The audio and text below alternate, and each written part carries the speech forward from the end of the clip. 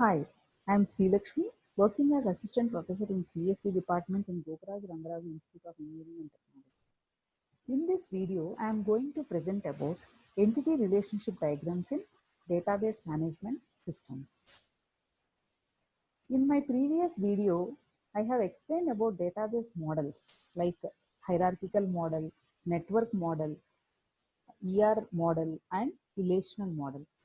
In the entity relational model, we have seen we have different components like entities, attributes, and relationship. An entity is an object that exists and it is distinguishable from other objects. Like in the previous example I was explaining in my video, we have student entity and faculty entity. A student will have different fields like student ID, student name, which are all attributes, and a faculty will have faculty ID, faculty name, and faculty salary. These are all the various fields for the faculty. So likewise, an entity can be concrete, like a person or a book. Just I was telling in my previous video, like a student, a faculty, I was telling. So in this way, an entity can be a concrete or abstract, like a holiday also. A holiday also can be an entity. An entity set is a set of all the entities of the same type. For example, all the persons having an account at a bank is called as entity set. Entities are represented by means of rectangles. The shape of entity is rectangle. Attributes are the properties of the entities. For example, a student will have student name, student ID. These are all the attributes. Attributes are represented by means of the symbol ellipsis. And another component of ER diagram is relationship.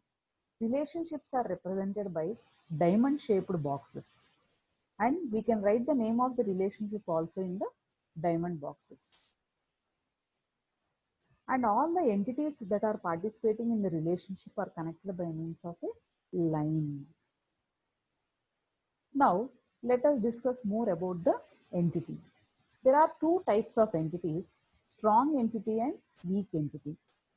The strong entity has a primary key and strong entities are represented by a single rectangle, whereas weak entities do not have a primary key and they are dependent on the parent entity. For example, in this diagram, we can see customer, address. These are the two entities. The customer will have customer ID, age, mobile number, gender, name. These are all the attributes. Address also has attributes like town, locality, and state. Has is the relationship between the two entities. Here, the strong entity like the customer is having the primary key as customer ID. And here weak entity is address because an address individually it has no identity. Only when it is connected to the customer only it has its own identity. That is why address is called as weak entity type and customer is called as strong entity type. In this way there are two types of entities in the ER diagram. Next type of component in ER diagrams are attributes. An attributes is the property of entity. For example, here customer ID, mobile number, age, gender, name, all these are the attributes of the customer. So likewise, there are different types of attributes in the ER diagram. Key attribute, composite attribute, multi-valued attribute, and derived attribute. The first one is key attribute. The attribute that uniquely identifies each entity in the entity set is called as key attribute. For example, in this diagram, customer ID is the key attribute, we can say. In, for example, in a student database, we can call roll number as the key attribute. The key attributes are usually represented by a vowel and underlined line. For example, here customer ID is having the underline and it is represented by a vowel also.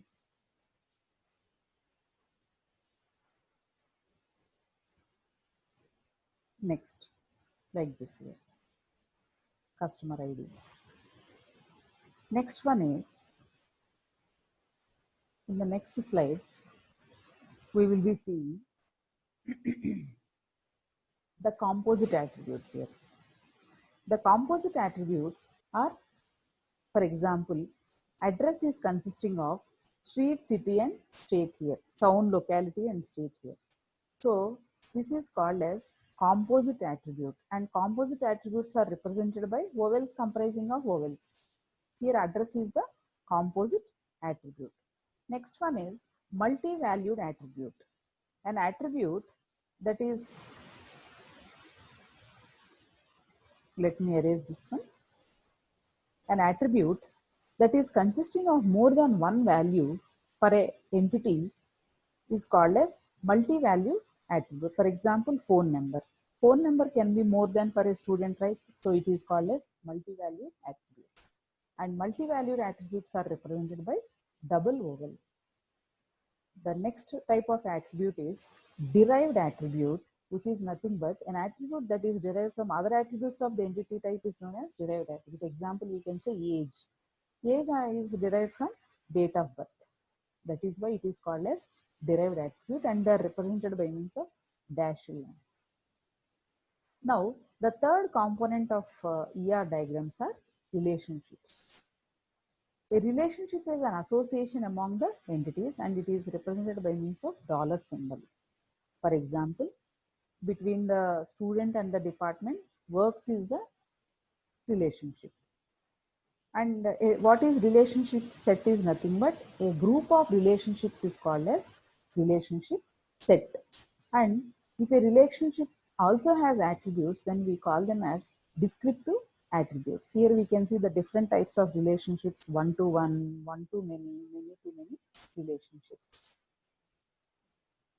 These are the various attributes we can say. Like as I explained in this diagram, roll number is the key attribute. Next, derived attribute, composite attribute, multi-valued attribute, all these are represented in this diagram. We can see here. Composite attribute is one is something like here student, and next multi-valued attribute is what? Phone.